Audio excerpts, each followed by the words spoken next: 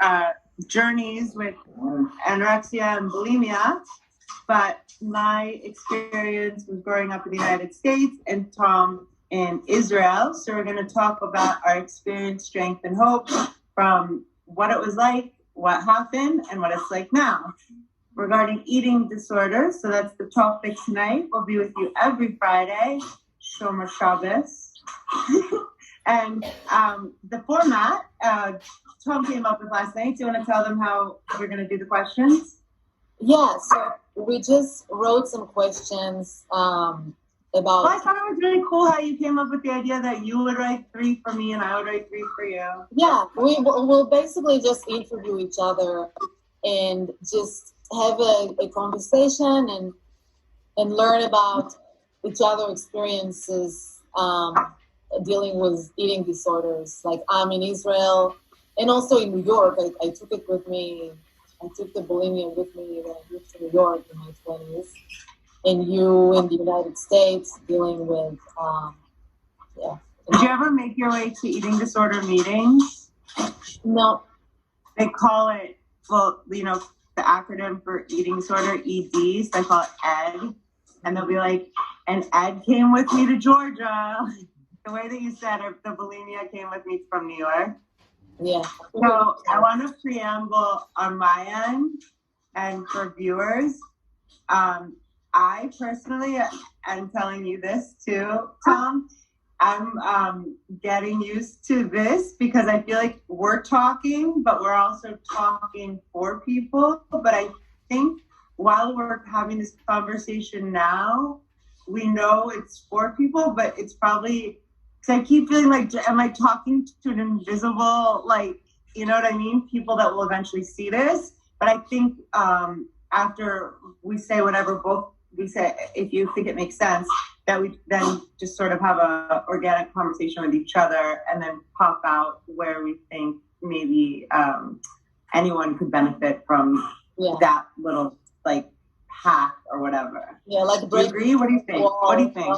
Yeah. Do you feel the same way? Because I feel like I'm talking. We were FaceTiming before, so I'm like, I keep forgetting kind of we're recording. It's I think it's good if we forget we're recording. It's kind of like breaking the fourth wall, you know, in Hollywood movies, that all of a sudden, like, you talk to the audience. So we're just gonna let it. That's the nature of all of it. It's just letting it be organic. The things that I think we discussed, and please add, is that our intention is just to help one person with any video feel good or laugh or have a respite. Just one. And also, you know, ourselves. And Joey loves every movie, so we're good. Yeah. Okay. We followed your YouTube today. Oh, cool. Thank you. Cool. So, you know, weed is a plant with consciousness. My friend Walter always tells me, like, is consciousness or was consciousness? No, weed has consciousness. The marijuana plant, it has consciousness. Oh my! Explain. Tell me about this. So, is there a way that you can put the audio closer or scooch a little closer? Yeah. Do I sound okay? Yeah, you sound great. Can you hear me better now? Check 1 2 1 2. Yes, that's much better. Sweet. So basically, and you look much more beautiful because I can see you closer. Oh, all right. Well, you know how everything has consciousness, and especially plants. Of course. Marijuana has consciousness too, and it's a healing medicine. And so every time I inhale, I take in the love, and when I exhale, like, I send out like the intention that I want, like, a setup for this call, for this meeting, this healing. Absolutely. I mean, one of the reasons I named my channel I just changed it so long before. Excuse me, halas, excuse me, and I'm sorry that my dogs will be a little silly. Marijuana has been the only thing that has sustained my abstinence from throwing up or being active in my anorexia and restricting for like 8, almost 10 years. I was going to talk, we can bring it up, but like, I don't know if I ever today in 8 years of recovery or whatever, like sustained being out of that dark place, thank God. There are times still when I notice, like, if the life change is happening, like I recently moved and I like wasn't eating, like anytime something's going on, I subconsciously will revert back to that. But the difference is today, I'm like, oh, you need to make yourself some food, girl. But marijuana, I will, after I eat, and the bulimia thing for me was always like feeling full and then this anxiety, like I have to get this out. Marijuana, I take a few hits. I imagine it going into my stomach where the food is, into my colon, which is average 10 to 12 feet long. 12 feet long. And I made a video about this actually, the Green Martians. Like they go in and they help facilitate digestion and elimination and like, and my mind is quiet and I can know that it's okay and I fed myself, you know? And also, I had a psychiatrist, the first sorry, what? I said also weed makes food taste really good. It's weird. It doesn't make me hungry. It just makes me okay with having food in my stomach. Like that used to be so uncomfortable for me. So this is the first psychiatrist. I've had him for 2 years now. But when I started with him, he's like, I want you to try and stop smoking weed. I'm like, I haven't seen like a bunch of therapists, but like in the last 10 years, but there's never been one that I've been like, it's the only thing that helps. And it helps with like everything. He was like, I want you to try and stop. And I'm like, okay. And I was like, I can't really tell you I'm going to do that. I'm not going to lie to you. I was like, I can try like CBD. And then I didn't even do it a day because I just knew. And then that after first month, he was like, so did you stop smoking pot? And I was like, no. Honestly, the days that I tried to do it and I ate, I can't imagine not going into like unnecessary anxiety or whatever. And so after the third month, which is now like a year and whatever months ago, he was like, okay, like you're probably the first or second patient that I've approved marijuana for. He's like, it's very weird for California. He's like against it. Not against it. He just like thinks a lot of people, I guess, lean on it. Yeah, I mean, it is the medicine. If you found and you discovered for yourself. It's the one single thing that has kept me from throwing up or starving myself.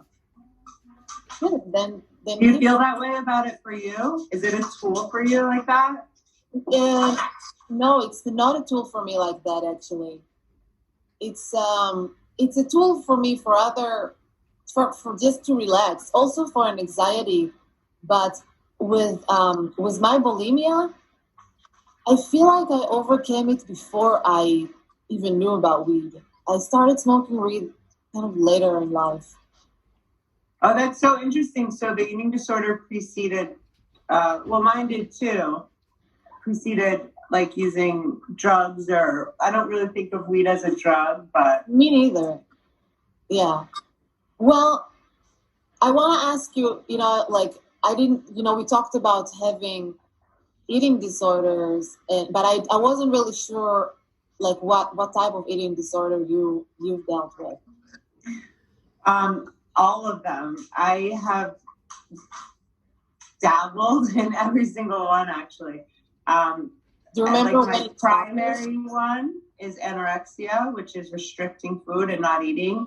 And that started, I was a professional dancer. Like I started doing ballet when I was like 2, and I started dancing modern dance professionally when I was 11.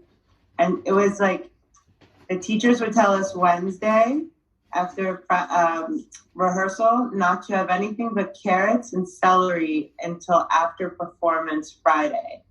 We were 11. And my mom was also anorexic. So I had like a role model, and she was constantly, I think I told you this in a conversation lately, she would always say, do I look fat? Do I look fat? And I was too young to know what that was. My brother took me on a walk, and he was like, anytime she asks if they say she looks skinny, I'm like, what does it even mean? Like I didn't understand, you know? Yeah. But that word, and then the dancing, and then modeling, and then like just our whole thing, it was like I was very aware that it was very important to stay thin. And anorexia and not eating was how I figured it out. I learned about bulimia. I'm trying to figure out the first time I watched a movie either the first time, like before or after, within weeks of the first time I put my finger down my mouth. And yeah, and then it it happened, and I went through various phases with it. Like I always felt when I was bulimic, because that's like, I guess, like the anorexic brain in me, I guess, but I felt like I was never getting it all out. So I never actually felt like 100% protected. If that, like, it's a weird thing to, or like safe. Like like I equated what was in me and what I looked like with being safe and in control. A really cool therapist pointed out to me, like, I said, I feel more in control when I'm thin, when I'm skinny, and everything's like easier. He's like, what do you think other people think when they see you? Do you think that that you look like you're in control to them? And like, I never thought about that, but it's weird because when I would get too thin, it would be in the safe zone. It would make things safe, but I would also wear more clothes so that certain people would, you know what I mean? Like it became this relationship. But so, throwing up and then like not throwing up because I was like, my genes were like, I was like, I'm not getting it all out. And then when I moved to Los Angeles and like 11 years ago, and I got sober and did AA and found out I wasn't an addict and did eating disorder group, I started eating. I'd never done this in my life, and not throwing up. Like, and I gained like 15 pounds. I'm tall, but it was like, I guess like food didn't become my, like, it was weird. I would just eat and go to sleep. I didn't want to like sit with the food, but I didn't want to throw up anymore. But I was eating like a pizza, like before bed. But again, I was doing yoga all day and thinking it was like balancing out, but still you can't eat and go right to sleep, Yeah. So to answer the question of, anorexia has been my primary, but I've like, when I started actually bulimia, it was when I first started throwing up, it was when I was in high school. And I remember I'd get stuck in like family situations where I had to eat. And I was like, I have to get rid of it. So I wasn't the kind of person that was like ordering food to like knowing I was going to throw it up. It was like, if that happened and I felt too full, I would have to get rid of it. Yeah. What about you? So for me, like how it started for me, or just like, what was your main one, and how it started? Yeah. So like I've been, I guess, bulimic. Like it's still weird for me to like label myself as like, oh, I'm a bulimic or I was a bulimic.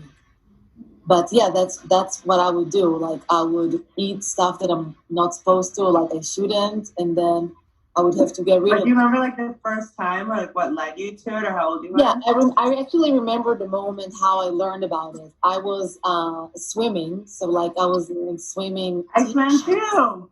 Yeah, so I swam like kind of professionally, and I think around like 10, 11, there was like some soap opera. And I remember me and like my friends after a swimming practice, we were in the shower. And we were kind of like exposed and we're like talking just about being fat and like being thin. And then one girl said like, yeah, this girl from the soap opera, she throw up after she eats. And I was like, you can do that. Interesting. And I'm like, all right, let's try. Like I can just like eat whatever I want and then throw it up. And I think for me, like it was like a lot of media. Like I was watching shows and like soap opera and started like to be interested in celebrities and they're all super skinny. And yeah, it's like ingrained in us, like skinny is beautiful. Were you not thin as a child? Because you look like you. I was always pretty Always been thin. like, I was always pretty thin, but then, like when I was 14, I left the swimming team. I quit the swimming team, and I gained a lot of weight.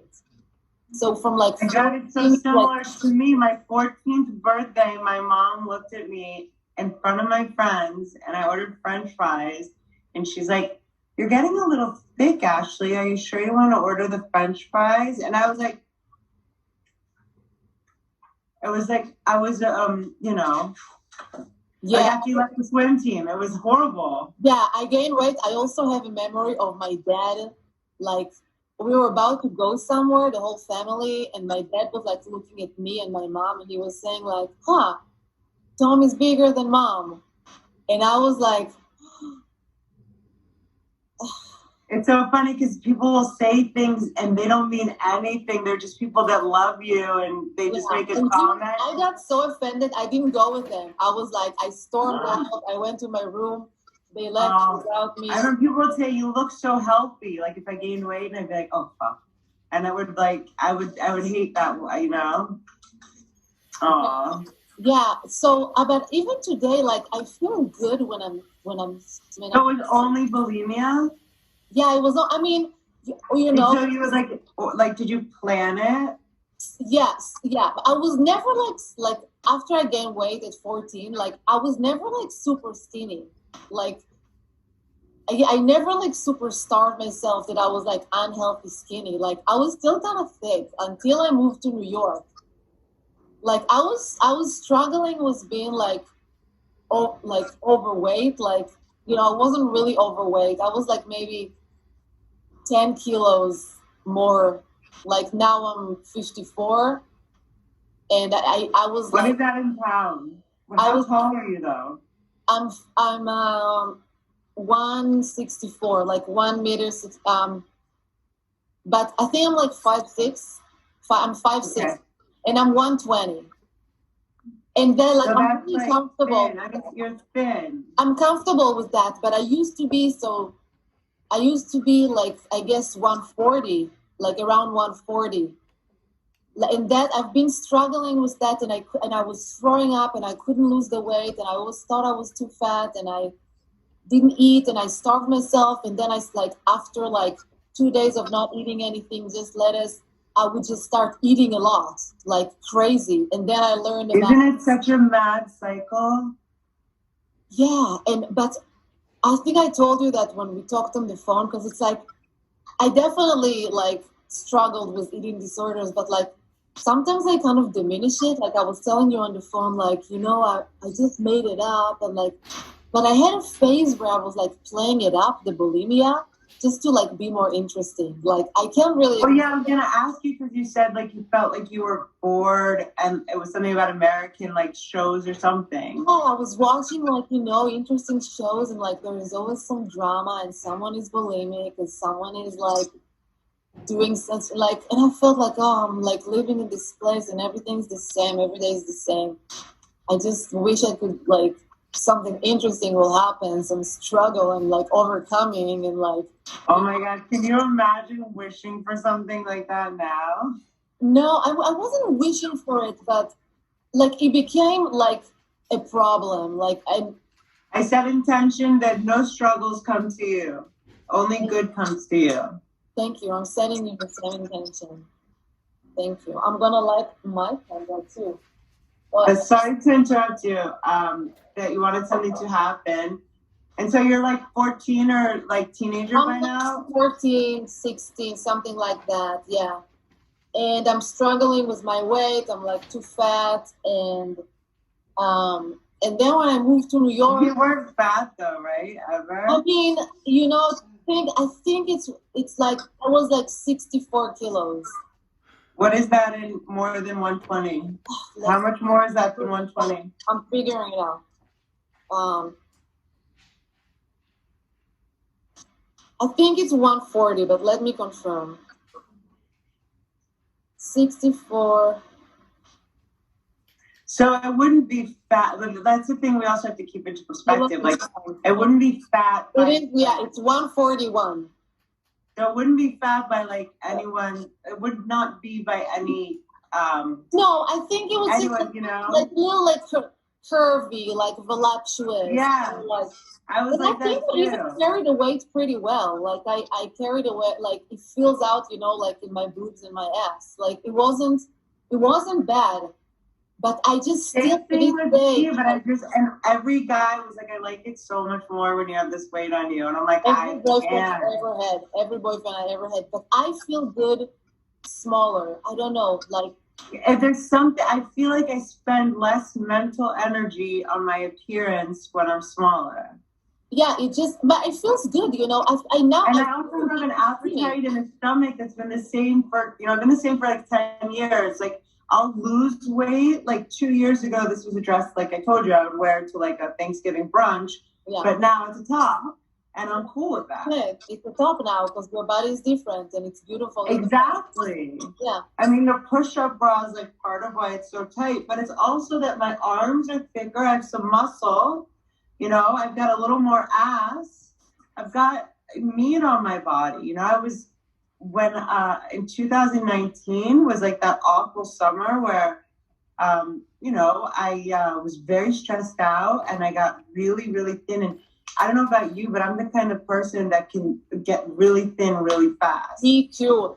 I want to tell you about, so finish your story. And really quick, Patrick asked me, our friend was like, he asked me that summer if I'm doing drugs. I was like, no. You were just skinny. Yeah, you were just not eating. I was just stressed out and not eating. Yeah. So the I was only like, time I was just looking at your picture and like your face changed, like, and I was like, have I lost that much weight? Like, yeah, the only time I was super but skinny. he said that looks like, he was like, I was thinking for her, if she came to an interview for a job, I would think she had a problem, a drug problem or an eating problem. Like he had that talk with me. But I wasn't even active I was just stressed out. So it's hard for me to eat, Some people eat more when they're stressed out. Honestly, I'm like you.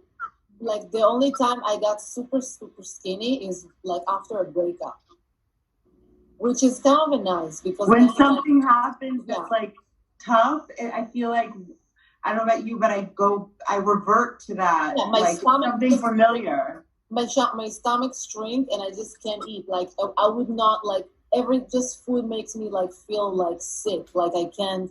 And you and I love great food. Like I love vegetables and we make fish things. I'll ask so many times, I know exactly you're feeling. Like I'm looking at a beautiful avocado that's about to go bad, and I'm just like, I have zero interest, like I can't, and I haven't eaten all day. Because you're stressed out, yeah. What's that? Because you were stressed out.